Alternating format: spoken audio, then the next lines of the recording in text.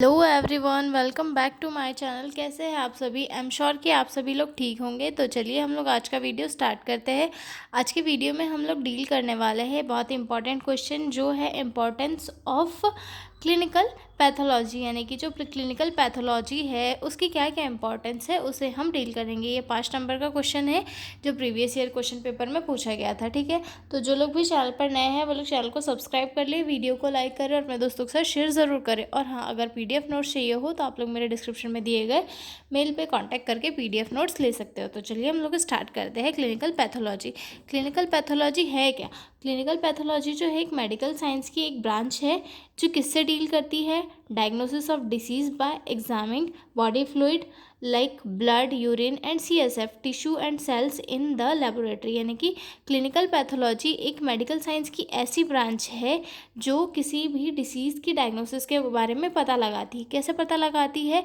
Blood, urine, CSF या फिर tissue या फिर सेल्स को एग्जामिन करके, मतलब बॉडी के फ्लूइड्स या फिर टिश्यू सेल्स को लेबोरेटरी में चेक करती है। चेक करने के बाद में रिजल्ट प्रोवाइड करती है कि पर्टिकुलर डिसीज़ जो है पर्टिकुलर बंदे की बॉडी के फ्लूइड में ये मिला है, इसकी बॉडी में जो है सीबीसी किया है तो वहाँ पे हीमोग्लोबिन कम है। और जो अगर जैसे कि कोई पेशेंट है, उसकी बायोप्सी हुई, बायोप्सी होने के बाद में उसका रिजल्ट कैंसर आया, तो ये सारी चीज़ें भी जो है एक क्लिनिकल मतलब पैथोलॉजी की हेल्प से ही हमें पता चलता है। तो डायग्नोसिस का प्रॉपर पता लगाने के लिए हर छोटे से छोटे टेस्ट के लिए ये जो है हॉस्पिटल और पेशेंट को जो है पैथोलॉजी लैब पर डिपेंड होना पड़ता है, और उसी की हेल्प से जो है एक प्रॉपर और करेक्ट डायग्नोसिस निकाली जाती है और पेशेंट का जो है ट्रीटमेंट किया जाता है। ठीक है, अब देखते हैं कि क्या क्या इंपॉर्टेंस रखती है क्लिनिकल पैथोलॉजी। ठीक है, तो फर्स्ट आता है हेल्प इन अर्ली डायग्नोसिस। तो सबसे फर्स्ट होता है अर्ली डायग्नोसिस, यानी कि जो पेशेंट है उसकी बॉडी में क्या चीज़ें चल रही हैं, हम उसकी टेस्ट करवा के सबसे पहले पता कर सकते हैं। ठीक है, detects disease in early stage through blood, urine, stool. मतलब किसी भी डिसीज़ का जो टेस्ट है वो जल्दी से ब्लड टेस्ट या फिर यूरिन टेस्ट या फिर स्टूल टेस्ट करवा के जो है इजीली जाना जा सकता है कि पर्टिकुलर पर्सन को हुआ क्या है। जैसे कि वो अगर किसी को वॉमिटिंग हो रही है ज़्यादा, ठीक है, किसी को वोमिटिंग हो रही है ज़्यादा और लूज़ मोशन वगैरह लग गए, उसे बहुत ज़्यादा वीकनेस आ रही है, तो हम उसके टेस्ट वगैरह करवा के देख सकते हैं कि भाई क्या दिक्कत है, कहीं फूड पॉइजनिंग तो नहीं हुई है। ये सारी चीज़ें हम लोग चेक करके उसकी डिसीज़ को पता कर सकते हैं। ठीक है, गाइड ट्रीटमेंट प्लान। पेशेंट को एक ट्रीटमेंट प्लान गाइड हम लोग सिर्फ पैथोलॉजी की टेस्ट रिपोर्ट के अकॉर्डिंग ही दे सकते हैं। ठीक है, helps doctor choose proper medication और procedure based on test result. जैसे कि जो पेशेंट का टेस्ट रिजल्ट आया है हम उसके अकॉर्डिंग ही पेशेंट को मेडिकेशन वगैरह दे सकते हैं। ठीक है, मॉनिटर डिसीज़ प्रोग्रेस। किसी भी डिसीज़ की प्रोग्रेस को पैथोलॉजी की हेल्प से मॉनिटर किया जा सकता है। It help in track the disease how a disease is behaving और स्प्रेडिंग इनसाइड द बॉडी।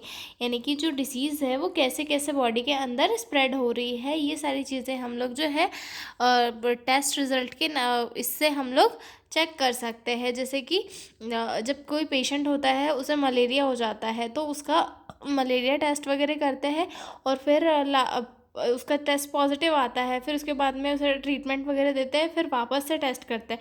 तो जब तक मलेरिया का जो है ये नहीं आ जाता, या फिर डेंगू वगैरह का जो भी टेस्ट हम लोग करवाते हैं तो वो जब तक नेगेटिव नहीं आता है तब तक जो है हम लोग उसे ट्रीटमेंट देते हैं। और जैसे ही उसका जो रिपोर्ट आता है वो नेगेटिव आ जाता है तब हम उसका ट्रीटमेंट जो है थोड़ा रिड्यूस कर देते हैं। तो हमें इससे ये पता चल जाता है कि डिसीज़ पर्सन की बॉडी में है या नहीं, और उसके अकॉर्डिंग ही जो डॉक्टर है वो सभी प्रिस्क्रिप्शन वगैरह देते हैं। ठीक है, उसके बाद अगला देखते हैं हम लोग इवॉल्यूएट ट्रीटमेंट इफेक्टिवनेस। मतलब कोई भी ट्रीटमेंट किसी पेशेंट को दिया जा रहा है तो वो कितना इफेक्टिव है, ये भी चीज़ें जो है ये पैथोलॉजिकल टेस्ट के अकॉर्डिंग देखा जा सकता है। Show whether treatment is working. Example lowering sugar killing infection.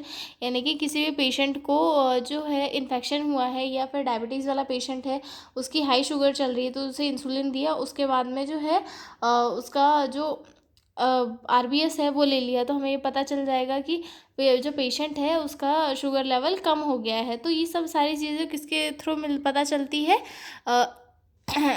Pathology के द्वारा, ठीक है। डिटेक्ट हिडन डिसीज़, मतलब हिडन डिसीज़ का भी पैथोलॉजी रिजल्ट के द्वारा पता लगाया जा सकता है, ठीक है। Some conditions like diabetes, kidney disease और इन्फेक्शंस में not show early, pathology can catch them. मतलब कुछ कंडीशन होती है जैसे कि डायबिटीज़ हो गया, किडनी डिसीज़ हो गई, या फिर कुछ इन्फेक्शंस होते हैं जो मतलब जिनके सिम्टम्स नहीं शो होते, लेकिन जो है पैथोलॉजी रिपोर्ट्स के द्वारा वो सिम्टम्स पता चल जाता है, जिससे कि उनका प्रॉपर ट्रीटमेंट पहले ही स्टार्ट हो जाता है, ताकि वो सीवियर इस पे नहीं पहुंच पाते, ठीक है। Assist in surgery decisions, pathology labs का सर्जरी डिसीजन में एक बहुत ही इम्पॉर्टेंट स्थान होता है, क्योंकि सर्जरी से पहले किसी भी पर्सन की हर एक टेस्ट रिपोर्ट CBC से ही पैथोलॉजी से ही आती है, जैसे कि CBC हो गया, क्लॉटिंग टाइम हो गया, ब्लड ग्रुप हो गया, या फिर जो भी सारी चीज़ें हैं वो सभी, जैसे कि जो पर्सन है उसकी टोटल ब्लड काउंट कितना है, उसका क्लॉटिंग टाइम कितना है, उसका ब्लड ग्रुप क्या है, ब्लड ग्रुप कौन सा अरेंज करना होगा, ये सारी चीज़ें हम लोग जो है पैथोलॉजी के अकॉर्डिंग ही पता कर पाते हैं। और किसी पेशेंट की अगर सर्जरी सक्सेसफुल होती है, दैट मीन्स वहाँ पे पैथोलॉजी का एक बहुत ही बड़ा रोल होता है, ठीक है।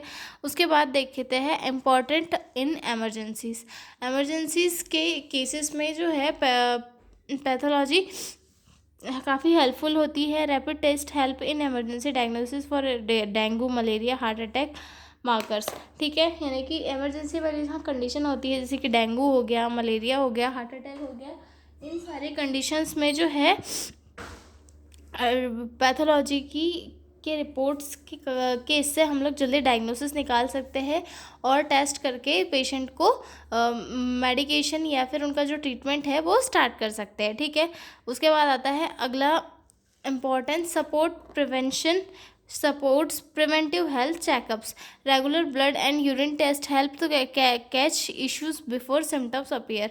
मतलब जो पैथोलॉजी लैब्स होती है वहाँ पर हम लोग यूरिन टेस्ट वगैरह, ब्लड टेस्ट वगैरह करवा सकते हैं, जिसकी हेल्प से हमें ये पता चल जाता है कि बॉडी में ऐसी कोई डिसीज़ तो नहीं हो रही है जिसके सिम्टम्स दिखाई नहीं दे रहे, लेकिन वो बॉडी में ग्रो हो रही है। तो ये सारी चीज़ें भी जो है पैथोलॉजी की हेल्प से पहले ही देखी जा सकती है, ठीक है।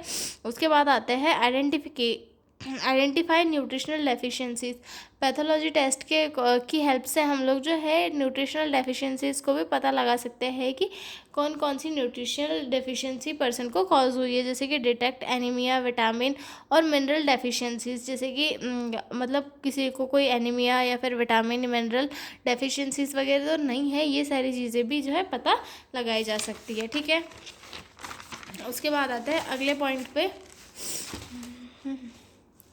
Used in organ transplant matching. Organ transplant एक काफ़ी मेजर सर्जरी होती है, जिसे कंफर्म करने के लिए सबसे पहले पैथोलॉजी लैब से हेल्प ली जाती है कि जो कंपैटिबिलिटी टेस्ट वगैरह रहते हैं सारे ब्लड ग्रुप के, क्रॉस मैचिंग, HLA टाइपिंग, ये सारी चीज़ें जो है पैथोलॉजी की तरफ से पहले पॉजिटिव साइन आता है कि हाँ आप इस पर्सन का ऑर्गन ट्रांसप्लांट कर सकते हो, सारे टेस्ट जो है इक्वल है, तो उसके बाद ही जो पेशेंट में जो है ऑर्गन ट्रांसप्लांट किया जाता है, ठीक है। लीगल फॉरेंसिक यूज़ में भी जो है पैथोलॉजी के टेस्ट रिजल्ट काफ़ी इंपॉर्टेंट होते हैं, ठीक है।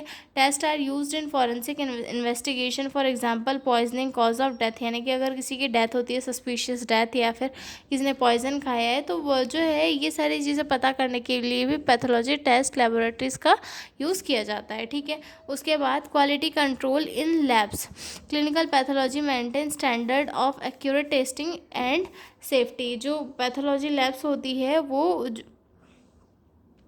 एक मेंटेनेंस स्टैंडर्ड मेंटेन करके रखती है, ठीक है। आई एम श्योर कि आपको इसकी इम्पॉर्टेंस समझ में आई होगी, इम्पॉर्टेंस ऑफ क्लिनिकल पैथोलॉजी। इसके बाद हम पढ़ेंगे इम्पॉर्टेंस इन स्टडिंग पैथोलॉजी, यानी कि जो पैथोलॉजी होती है उसकी स्टडी करना क्यों इम्पॉर्टेंट होती है। तो मिलते हैं हम लोग अगले वीडियो में, तब तक के लिए बाय बाय। और हाँ, अगर PDF नोट्स चाहिए हो तो मेरे डिस्क्रिप्शन में मेल दिया है, उस पर कांटेक्ट करके आप लोग PDF नोट्स ले सकते हो, ठीक है। तो तब तक के लिए bye bye, all the best.